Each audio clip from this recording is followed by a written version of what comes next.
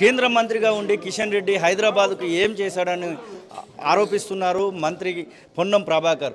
ఎందుకు మీరు కిషన్ రెడ్డిని దుయ్యబట్టాల్సినటువంటి అవసరం వచ్చింది? మేము ఖచ్చితంగా అన్నీ తీసుకొచ్చామనేటువంటి మాట, కేంద్రం నుంచి అన్ని తెచ్చామనేటువంటి మాట బీజేపీ వాళ్ళు చెప్తున్నారు. ఇది తెల్ల పేపరు. కిషన్ రెడ్డి గారిని హైదరాబాద్కి ఏమైనా తెచ్చిండో రాసేయమనండి.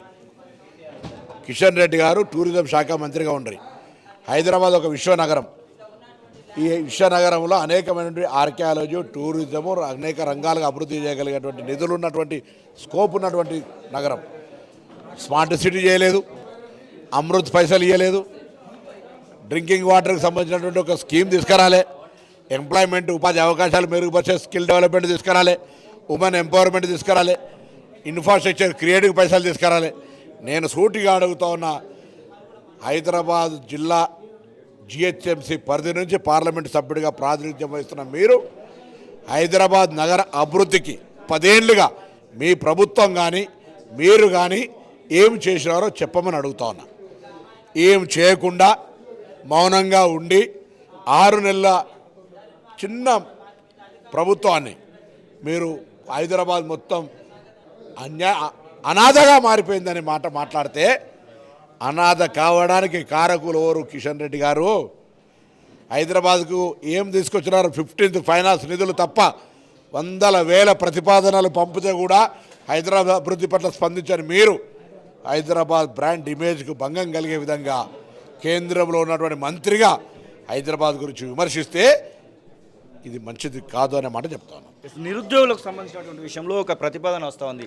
డిఎస్సిని పోస్ట్పోన్ చేయాలని, గ్రూప్ 2, గ్రూప్ 3 పోస్ట్పోన్ చేయాలని నిరుద్యోగులకు సంబంధించినటువంటి ప్రతిపాదనలు చాలా వస్తూ ఉన్నాయి. వారి విషయంలో మాట్లాడాలంటే నేను వాళ్ళందరికీ విజ్ఞప్తి చేస్తున్నా. తెలంగాణ రాష్ట్ర ప్రభుత్వం పక్షాన ఒక ఉద్యమ నాయకుడిగా, విద్యార్థి నాయకుడిగా, రాష్ట్ర ఎన్ఎస్ఐ అధ్యక్షుడిగా పనిచేసిన వ్యక్తిగా, ఉద్యోగం క్యాలెండర్లు ప్రకారంగా నియామకం చేపడతామని చెప్పింది మేమే. ఎన్నికల కోడ్ వల్ల జాప్యం జరిగితే ఏమైంది? క్యాలెండర్ డిమాండ్ చేసినటువంటి వాళ్ళు వీళ్ళే. ఉద్యోగ నియామకాల క్యాలెండర్ని ఇస్తే ఉద్యోగ నియామకాలు చేపట్టడం ఇష్టం లేని ప్రతిపక్షాలు ఆటంకాలు కలిగించాలని కొంత వాళ్ళ విద్యార్థి సంఘాలతో ఇటువంటి రెచ్చగొట్టే ప్రయత్నం చేస్తారు. నేను ఖచ్చితంగా సిన్సియర్గా చదువుకునే విద్యార్థులను విజ్ఞప్తి చేస్తూ ఉన్నా, మీరు చదువు మీద శ్రద్ధని పెట్టండి. ఒకవేళ ఏదైనా వాయిదాలు వేయాలనుకుంటే తప్పకుండా ప్రభుత్వం తరఫున అటువంటి ఆలోచన చేస్తాం. ఇందులో మీ మీద ఓవర్ బర్డెన్ అయ్యేటువంటి విధంగా ఏం షెడ్యూల్ లేదు. ఉన్నదని మీరు భావిస్తే నేను మీతో చర్చించి దానికి సంబంధించిన దాని మీద గౌరవ ముఖ్యమంత్రి గారితో కూడా చర్చించి నిర్ణయం తీసుకోవడం సిద్ధంగా ఉన్నాం. కానీ అనవసరంగా ప్రతిపక్షాల ఉచ్చులో పడి అనవసరంగా చదువుకోవాల్సిన విలువైన సమయాన్ని వృధా చేసి భవిష్యత్తులో అనేక ఇలా ఉద్యోగాలకు ఉండేటువంటి మీ యొక్క అంశాన్ని నష్టపోకండి. 10 ఏళ్ళు ఒక టీచర్ రిక్రూట్మెంట్ చేయనోడు డిఎస్సి రిక్రూట్మెంట్ పడితే దాన్ని వాయిదా వేయమనడంలో ఏమర్థం ఉందని తెలంగాణ యావత్ ప్రజలు అర్థం చేసుకోవాలి.